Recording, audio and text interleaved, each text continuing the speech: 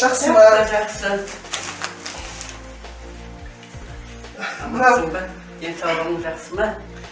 Нұр Отан партиясының ардагерлерді ардақтайық жобасы аясында қарттар күніне өзіңізді құрметтеп, құттықтап келіп отырмыз мұны. Алла денсаулық берсін сізге. Денсаулығыңыз жақсы ма барлығы? Жақсы, жақсы. Бала шағаңыз аман есен барлығы. Жақсы. Рахмет, қарттарды ескеріп, құттықтап келіп отқан Нұр Отан партиясына көптен көп рахмет. Апай, мынау биыл тәуелсіздіктің 30 жылдығы. Сол қарсаңында осы сізге келіп амандасып, осы құрметтеп, құттықтап келіп отырмыз. Тәуелсіздіктің 30 жыл бойы біздің елімізде бірнеше жақсы жаңалықтар, жақсы жетістіктер болды. Соның барлығына елбасының осы тәуелсіз мемлекетті нығайтуға қосқан үлесі қандай? Сол жөнінде өзіңіздің ойыңызды айтып өтсеңіз. Рахмет. Биыл тәуелсіздіктің 30 жылдығын тойлағалы отырмыз. Қазақстанда 130-дан астам өкіл тұрады.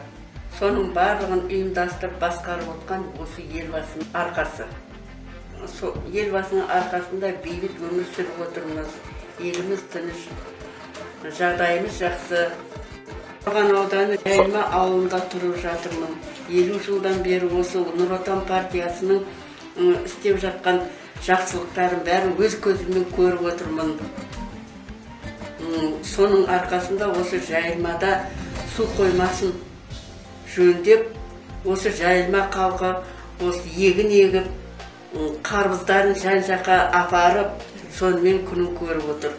Жүйелі су қоймасы күрделі жөнделуден өтті ғой, Нұр Отан партиясының ықпалымен. Солай деп ойлайсыз ғой, соны? Иә, жүйелі су қоймасы осы Нұр Отан партиясының көмегіменен жөнделуден өтті. Сосын осы Жайылмаға 10 жылдық мектеп салып берді, 2 этажный қылып. Ішінде барлық жағдай жасалған, оқушыларым, ауыл балдары мәз, жаңа мектепте оқығанына. Ол мектепті Жанат басқарады, мұғалімдеріміз бәрі жоғарғы білімді. Қазір ол мектебіміз 10 жылдық емес гимназия аталды. Осы жетістіктің бәрі Нұр Отан партиясының арқасында болып жатыр. Нұр Отан партиясының жетістігі осы істеліп жатқанның барлығы Нұр Отан партиясына, елбасына алғысымыз шексіз. Енді сіз 30 жыл ұстаздық еттіңіз, осы ауылда мұғалім болдыңыз, біздің өзімізге сабақ бердіңіз. Сіздің сол кездегі берген сабақтарыңыздан тәлім тәрбие алдық. Әлі есімізде сіздің берген сабақтарыңыз. Сондықтан мына бірнеше шәкірт тәрбиеледіңіз, шәкірттеріңіздің барлығы қазір бір-бір салада, бір-бір мамандық иесі болып отыр. Соның бәрін біз білеміз, бірақ енді сіздің сол еңбегіңіздегі жақсы жетістіктеріңіз қандай? Және жастарға беретін кеңесіңіз қандай?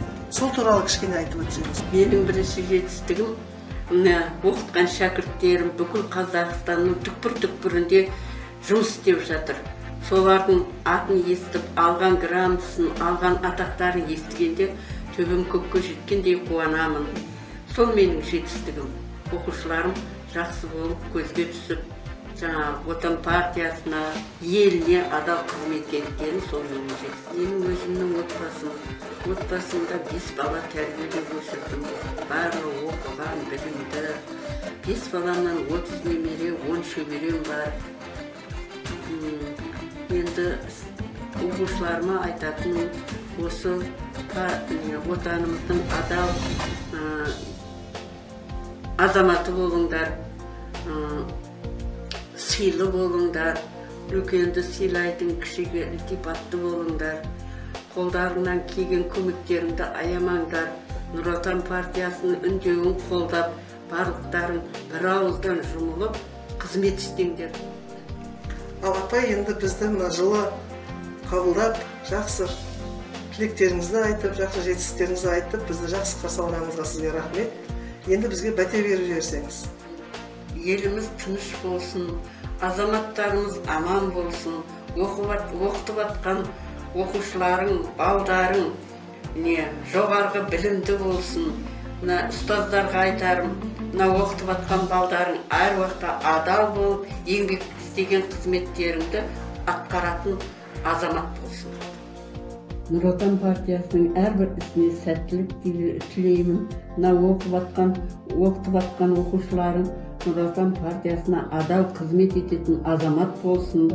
Мына ұстаздар, мына оқытып атқан балдарыңның еңбегін жемісін көре беріңдер, жұмыстарын алға басып, жоғарғы білімді болып шыға берсін оқушыларым. Айтқаныңыз келсін.